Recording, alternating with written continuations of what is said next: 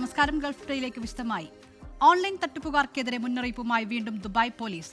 OTP ആവശ്യപ്പെട്ടുള്ള സന്ദേശങ്ങളോട് പ്രതികരിക്കരുത് എന്നും bank അക്കൗണ്ടിലെ പണം നഷ്ടമാകാൻ അത് കാരണമാകുമെന്നും പോലീസ് പൊതുജനങ്ങൾക്ക് മുന്നറിയിപ്പ് നൽകുന്നുണ്ട്. ദുബായിൽ ഓൺലൈൻ വഴിയുള്ള സാമ്പത്തിക തട്ടിപ്പുകൾ വർദ്ധിക്കുന്ന സാഹചര്യത്തിലാണ് മുന്നറിയിപ്പുമായി ദുബായ് പോലീസ് വീണ്ടും രംഗത്തെത്തിയിരിക്കുന്നത്. OTPയുടെ പേരിലാണ് പുതിയ തട്ടിപ്പ്. വിവിധ ബാങ്കുകളുടെയും സർക്കാർ സ്ഥാപനങ്ങളുടെയും പേരിലാണ് ഇത്തരക്കാർ ജനങ്ങളെ സമീപിക്കുക. പിന്നാലെ ബന്ധപ്പെടുന്ന ആളിന്റെ ഫോണിലേക്ക് OTP അയക്കുകയും അത് നൽകാൻ ആവശ്യപ്പെടുകയും ചെയ്യും. ഔദ്യോഗിക ഫോൺ കോളാണെന്ന് വിശ്വസിച്ച് OTP കൈമാറിയ നിരവധി പേർക്ക് ബാങ്ക് അക്കൗണ്ടിൽ നിന്നുള്ള പണം നഷ്ടമായതായും അന്വേഷണത്തിൽ കണ്ടെത്തി. ആരെങ്കിലും ഫോണിലേക്ക് വിളിച്ച് OTP ആവശ്യപ്പെട്ടാൽ ഒരിക്കലും നൽകരുതെന്നും തട്ടിപ്പ് സംഘമാണ് അതിന് പിന്നിലെന്നും ദുബായ് പോലീസ് ഓർമ്മിപ്പിച്ചു. ബാങ്കുകളോ ഔദ്യോഗിക സ്ഥാപനങ്ങളോ ഒരിക്കലും ഫോണിലൂടെ OTP ആവശ്യപ്പെടില്ല. ഇത്തരം തട്ടിപ്പ് സംഘങ്ങൾക്കെതിരെ ജാഗ്രത പാലിക്കണമെന്നും സ്വകാര്യ വിവരങ്ങൾ സുരക്ഷിതമായി സൂക്ഷിക്കണമെന്നും പോലീസ് വ്യക്തമാക്കി. ഇതിനു പുറമെ വേറെയും നിരവധി ഓൺലൈൻ തട്ടിപ്പുകൾ നടക്കുന്നതായും പോലീസ് കണ്ടെത്തിയിട്ടുണ്ട്. ഔദ്യോഗിക സ്ഥാപനങ്ങളുടെ ഉദ്യോഗസ്ഥർ ചമഞ്ഞാണ് പലപ്പോഴും തട്ടിപ്പ് സംഘം വീഡിയോ കോളുകളിൽ പ്രത്യക്ഷപ്പെടുക.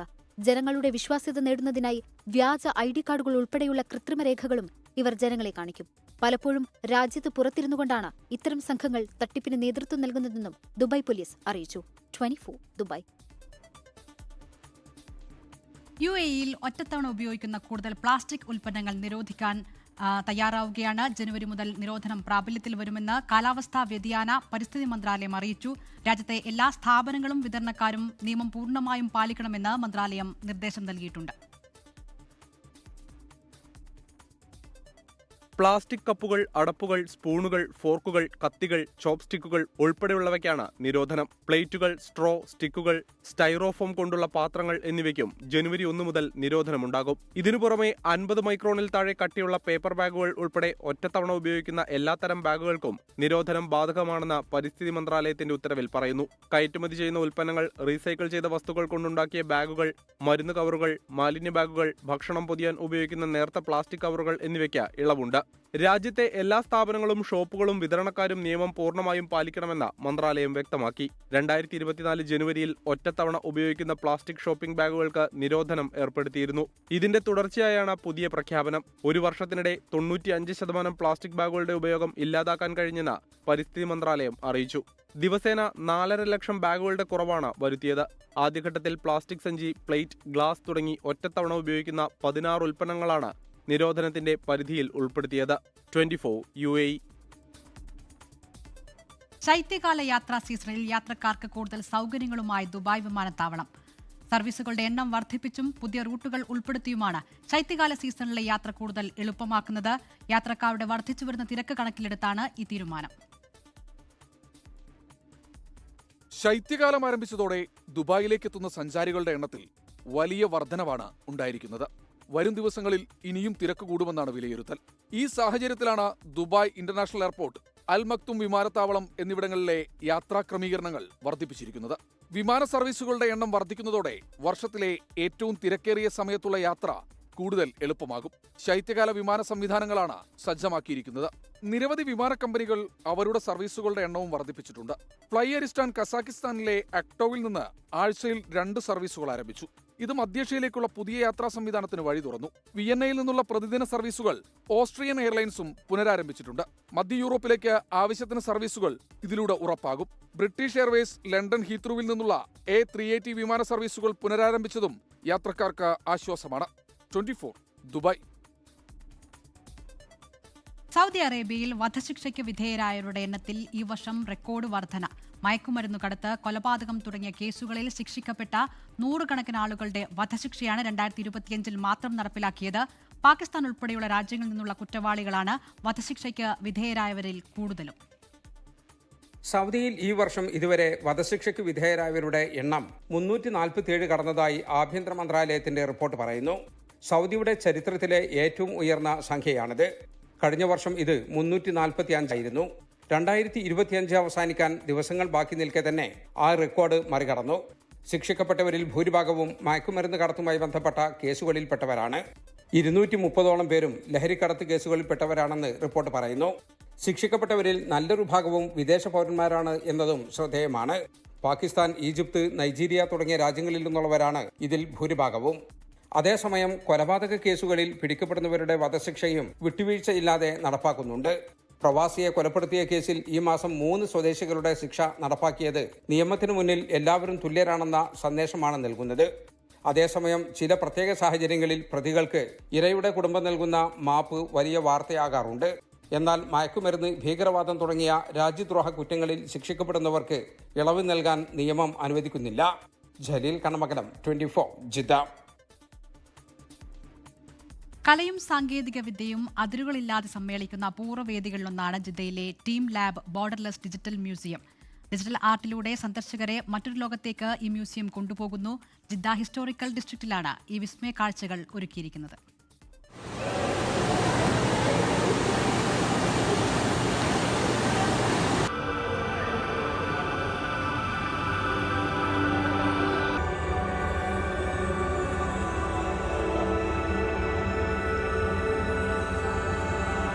നിറങ്ങളുടെയും വെളിച്ചത്തിന്റെയും ഒരു മായാലോകമാണ് ജിദ്ദയിലെ ടീം ലാബ് ബോർഡർലെസ്.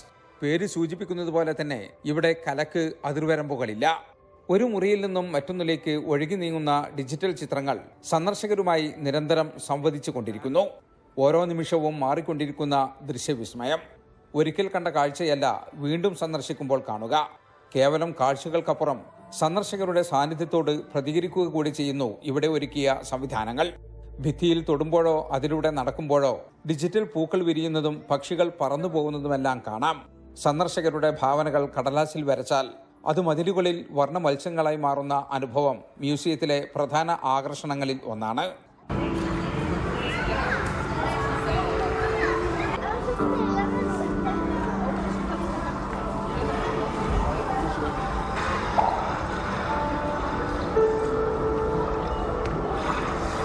ബുദ്ധിശക്തിയും ശാരീരിക ക്ഷമതയും ഒരുപോലെ ഉപയോഗിക്കേണ്ട പല ആക്ടിവിറ്റികളും കുട്ടികൾക്കും മുതിർന്നവർക്കുമായി ഇവിടെ ഒരുക്കിയിട്ടുണ്ട്. സൗദി സാംസ്കാരിക മന്ത്രാലയവും ജപ്പാനിലെ ടീം ലാബും കൈകോർത്താണ് ഈ വിസ്മയ ലോകം യാഥാർത്ഥ്യമാക്കിയത്.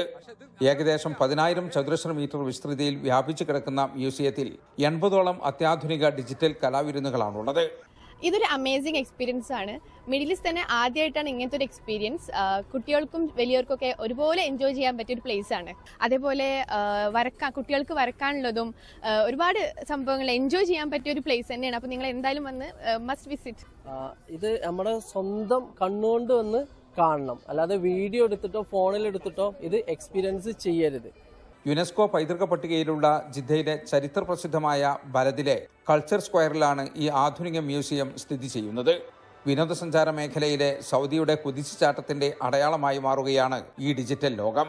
2024 ജൂണിലാണ് മ്യൂസിയം സന്ദർശകർക്കായി തുറന്നുകൊടുത്തത്.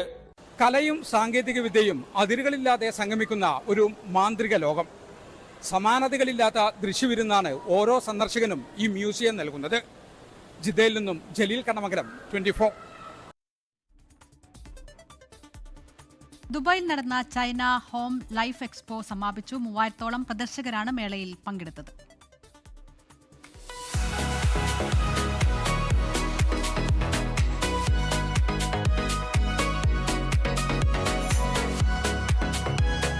ദുബായ് വേൾഡ് ട്രേഡ് സെന്ററിലാണ് ചൈന ഹോം ലൈഫ് എക്സ്പോ 2025 സംഘടിപ്പിച്ചത്.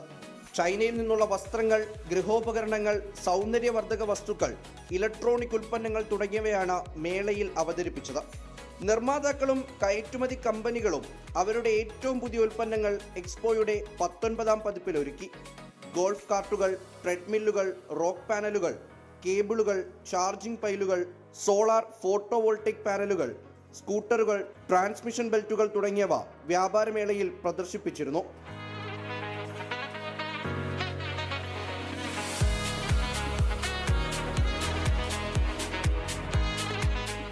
ചൈനീസ് നിർമ്മാതാക്കൾക്ക് മിഡിൽ ഈസ്റ്റും വടക്കേ ആഫ്രിക്കയും ഒരു പ്രധാന വിപണിയാണെന്നും അതിനനുസരിച്ച് നിർമ്മാതാക്കളെ കൊണ്ടുവരാനുള്ള ശ്രമത്തിന്റെ ഭാഗമായാണ് എക്സ്പോ ഒരുക്കിയതെന്ന് സംഘാടകരായ മെറിയന്റ് ഇന്റർനാഷണൽ എക്സിബിഷന്റെ chief operating officer Binu Pillai പറഞ്ഞു. ഒരു 3000 എക്സിബിറ്റേഴ്സ് ഉണ്ട്. സിമിലർ സൈസ് ലാസ്റ്റ് ഇയർ എന്ന് വേണമെങ്കിൽ പറയാം. 13 ഹോൾസ് ഉണ്ട്. ഒരു മേജർ ഇനിഷ്യേറ്റീവ്സ് എന്ന് പറയാവുന്നത് ഒരു 90% വിസിറ്റേഴ്സ് UAE എന്നായിരുന്നു നേരത്തെ. But this time we changed. ഒരു GCC ആൻഡ് ആഫ്രിക്ക ഒരു 20% വിസിറ്റേഴ്സ് ഇപ്രാവശ്യം അതിനൊരു ഫോക്കസ് ഉണ്ട്. So why we are doing this is ആ ഒരു റീജിയണൽ ഇവൻ്റ് എന്നുള്ള ഒരു ഇമ്പാക്റ്റ് കൂടുതൽ കൊണ്ടുവരാൻ വേണ്ടി. That is one thing. അപ്പോൾ എനിക്കൊന്ന് ഞങ്ങളൊരു മോർ ദൻ 1000 വിസിറ്റേഴ്സിനെ എക്സ്പെക്ട് ചെയ്യുന്നുണ്ട് GCC നിന്നും ആഫ്രിക്കയിൽ നിന്നും. Second point is first time we open the floor to other countries to participate. നേരത്തെ ഇതൊരു 100% ചൈന ഷോ ആയിരുന്നല്ലോ. So this time toy manufacturers association India അവരുടെ ഒരു പവലിയൻ ഉണ്ട്. ഒരു 30 കമ്പനീസ് ഉണ്ട്. പ്ലസ് UAE ഒരു 75 കമ്പനീസ് ജോയിൻ ചെയ്തിട്ടുണ്ട്. So what we are trying to do is make it more of an international platform. So next year we are also inviting few other companies വേറെ കുറച്ച് കൺട്രീസിൻ്റെ കൂടെ pavilion വേണ്ടി work ചെയ്യുന്നുണ്ട്, or they are interested.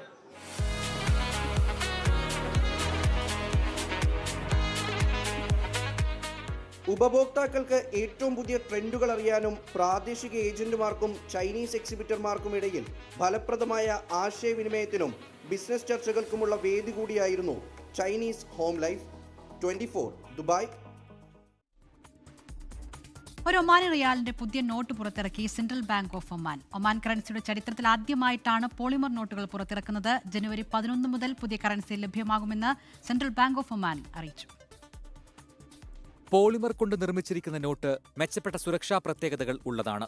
നിലവിൽ പ്രചാരത്തിലുള്ള cotton അധിഷ്ഠിത bank നോട്ടുകളിൽ നിന്ന് ഏറെ വ്യത്യസ്തമാണ് പോളിമർ കൊണ്ട് നിർമ്മിച്ചിരിക്കുന്ന നോട്ട്. 145x76 മില്ലിമീറ്റർ വലിപ്പമുള്ള നോട്ടിന്റെ ഒരു ഭാഗത്ത് ഒമാൻ ബൊട്ടാണിക് ഗാർഡനും മറുഭാഗത്ത് സയ്യിദ് താരിഖ് ബിൻ തൈമൂർ സാംസ്കാരിക സമുച്ചയം, ദുഃഖം തുറമുഖം, റിഫൈനറി എന്നിവയുടെ ചിത്രങ്ങളും പതിപ്പിച്ചിട്ടുണ്ട്. ഒമാൻ ബൊട്ടാണിക്കൽ ഗാർഡന്റെ മേലാപ്പിനോട് ചേർന്നാണ് നോട്ടിലെ സുതാര്യമായ ഭാഗമുള്ളത്. മാറുന്ന വർണ്ണങ്ങളുള്ള ഫോയിൽ സ്ട്രിപ്പിൽ രൂപപ്പെടുത്തിയ ഫ്രാങ്കിൻസെൻസ് വൃക്ഷത്തിന്റെ ചിത്രവും നോട്ടിന്റെ മുൻവശത്തുണ്ട്. നോട്ടിന്റെ പിൻഭാഗത്തായി നിറം മാറുന്ന രീതിയിൽ സെൻട്രൽ ബാങ്ക് ഓഫ് ഒമാന്റെ മുദ്രയും പതിപ്പിച്ചിട്ടുണ്ട്. ജനുവരി 11 മുതൽ റൂവി, സലാല, സുഹാർ എന്നിവിടങ്ങളിലെ സെൻട്രൽ ബാങ്കിന്റെ എക്സ്ചേഞ്ച് കൗണ്ടറുകൾ വഴിയും ഓപ്പറ ഗലേറിയയിലെ ഒമാൻ പോസ്റ്റിന്റെ വിൽപ്പന ഔട്ട്ലെറ്റ് വഴിയും 1000 അൺകട്ട് ഷീറ്റുകളും 10,000 പ്രത്യേകമായി പാക്ക് ചെയ്ത ബാങ്ക് നോട്ടുകളും വാങ്ങാൻ സാധിക്കുമെന്നും CBO അറിയിച്ചു. 24 ഒമാൻ. വീണ്ടും വാർത്തകളിലേക്ക്. എറണാകുളം ജനറൽ ആശുപത്രിയിലെ ഹൃദയം മാറ്റിവയ്ക്കൽ ശസ്ത്രക്രിയ വിജയകരമെന്ന് ആശുപത്രി അധികൃതർ. ശസ്ത്രക്രിയയ്ക്ക് വിധേയയായ നേപ്പാൾ സ്വദേശി ദുർഗയെ ICUയിലേക്ക് മാറ്റി. ഇതോടെ രാജ്യത്തെ സർക്കാർ ജനറൽ ആശുപത്രികളിലെ ആദ്യ ഹൃദയം മാറ്റിവയ്ക്കൽ ശസ്ത്രക്രിയ എന്ന നേട്ടം എറണാകുളം ജനറൽ ആശുപത്രി സ്വന്തമാക്കി. മസ്തിഷ്ക മരണം സംഭവിച്ച കൊല്ലം ഇടവട്ടം സ്വദേശി ഷിബുവിന്റെ ഹൃദയമാണ് നേപ്പാൾ സ്വദേശിനി ദുർഗയിൽ തുടിക്കുന്നത്. കഴിഞ്ഞ 14-നാണ് ഷിബു വാഹനാപകടത്തിൽപ്പെട്ടത്. ചികിത്സയിൽ കഴിയവേ ഇന്നലെ മസ്തിഷ്ക മരണം സ്ഥിരീകരിച്ചു. ഹൃദയവും മറ്റവയവങ്ങളും വേർതിരിക്കുന്നതിനുള്ള ശസ്ത്രക്രിയ തിരുവനന്തപുരം മെഡിക്കൽ കോളേജിൽ പൂർത്തിയായതിനു പിന്നാലെ 2 മണിക്ക് ഹൃദയവുമായി എയർ ആംബുലൻസ് എറണാകുളത്തേക്ക് തിരിച്ചു.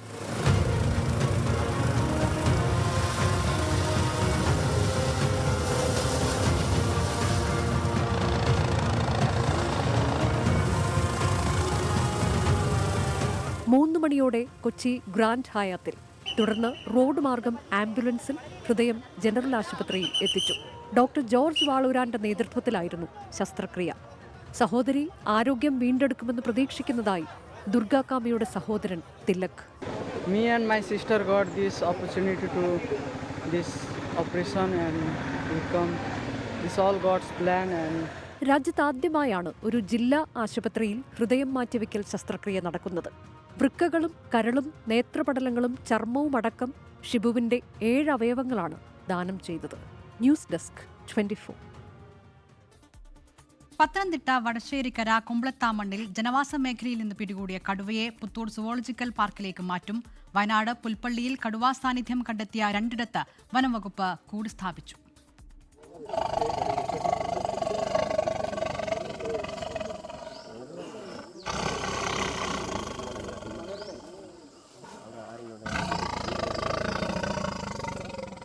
ഏറെക്കാലമായി കുമ്പളത്താമണ്ണിലെ ഉറക്കം കളഞ്ഞ കടുവ ഒടുവിൽ കൂട്ടിലായതിന്റെ ആശ്വാസത്തിലാണ് പ്രദേശവാസികൾ. ഇന്നലെ ആടിനെ കടുവ കൊണ്ടുപോയതിന് പിന്നാലെ വനം വകുപ്പ് ജനവാസ മേഖലയോട് ചേർന്ന് വനത്തിനുള്ളിൽ കൂട് സ്ഥാപിക്കുകയായിരുന്നു. കടുവയ്ക്ക് ചെറിയ പരിക്കുകളുണ്ട്. വയനാട് പുൽപ്പള്ളി വണ്ടിക്കടവ് ഉന്നതിക്ക് സമീപം കന്നാരം പുഴയോരത്ത് ഇന്ന് പുലർച്ചെ കടുവയെ കണ്ടു. അർദ്ധരാത്രി പുൽപ്പള്ളി ടൗണിലുള്ള ഏരിയ പള്ളിയിലും കടുവയുടെ സാന്നിധ്യമുണ്ടായിരുന്നു. കടുവാ സാന്നിധ്യം കണ്ടെത്തിയ 2 കൂട് സ്ഥാപിച്ചു. RRTയുടെ പരിശോധനയും ക്യാമറകൾ ഉപയോഗിച്ചുള്ള നിരീക്ഷണവും തുടരുകയാണ്.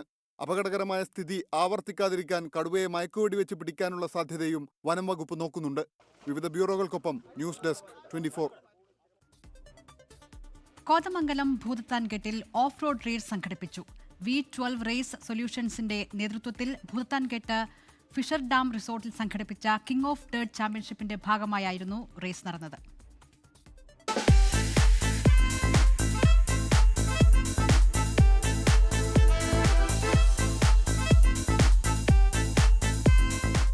സാഹസികതയുടെയും ആവേശത്തിന്റെയും അനുഭവമായിരുന്നു കോതമംഗലം ഭൂതത്താൻകെട്ടിൽ. മണ്ണും കല്ലും കുഴിയും നിറഞ്ഞ പാതയിൽ 70ഓളം വാഹനങ്ങൾ പങ്കെടുത്ത മത്സരത്തിൽ ആവേശം നിറഞ്ഞ നിമിഷങ്ങളാണ് അരങ്ങേറിയത്.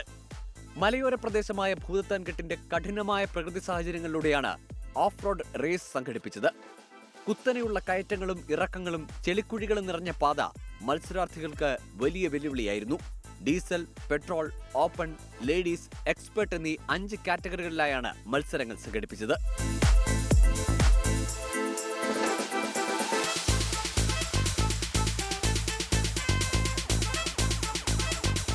നമ്മളിവിടെ ഇന്ന് ഈ ഓഫ് റോഡ് ഈവന്റ് നടക്കുന്നത് V12 റേസ് ആണ്. V12 റേസ് സൊല്യൂഷൻസിന്റെ കിങ് ഓഫ് ഡേർട്ട് എന്ന് പറഞ്ഞ ഒരു ചാമ്പ്യൻഷിപ്പ് ആണ് ഇവിടെ നടക്കുന്നത്. അതിന്റെ ഭൂതത്താൻകെട്ട് ടൂറിസം ഫെസ്റ്റുമായിട്ട് അസോസിയേറ്റ് ചെയ്തിട്ട് നമ്മളിവിടെ നടത്തുന്ന ഒരു ഇവന്റ് ആണ്. വർഷങ്ങളായിട്ട് ഇവിടെ ഭൂതത്താൻകെട്ടിൽ ഇവന്റ് നടന്നുകൊണ്ടിരുന്നതാണ്. ഒന്നും കൂടി നമ്മൾ റീസ്റ്റാർട്ട് ചെയ്ത് കുറെ നാളൊരു ബ്ലോക്ക് വന്നിരുന്നു. അപ്പോൾ അതൊന്ന് റീസ്റ്റാർട്ട് ചെയ്ത് ഇനി എല്ലാ വർഷവും ഇങ്ങനെ ഒരു കിങ് ഓഫ് ഡേർട്ടും ഉണ്ട്. നമുക്ക് അതുപോലെ തന്നെ ക്വീൻ ഓഫ് ഡേർട്ട് എന്ന് പറഞ്ഞ ലേഡീസിന് വേണ്ടിയിട്ട് ഒരു സെപ്പറേറ്റ് ക്ലാസ്സും ഉണ്ട്. എല്ലാ വർഷവും ഇങ്ങനെ ഒരു ഇവന്റ് തന്നെ നടത്താൻ പറ്റുമെന്ന് വിചാരിക്കുന്നു.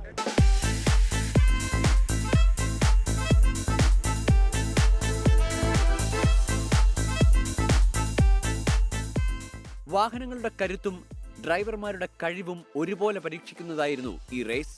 കടുത്ത വെയിലും ചൂടും നിറഞ്ഞ അന്തരീക്ഷമായിരുന്നിട്ടും ഓഫ് റോഡ് റേസ് കാണാൻ നിരവധി ആളുകൾ സ്ഥലത്തെത്തിയിരുന്നു.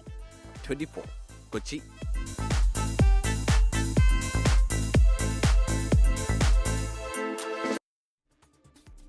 എറണാകുളം ഉദിയംപേരൂരിൽ വാഹനാപകടത്തിൽ പരിക്കേറ്റ യുവാവിന് നടുറോഡിൽ രക്ഷകരായി 3 യുവ ഡോക്ടേഴ്സ്.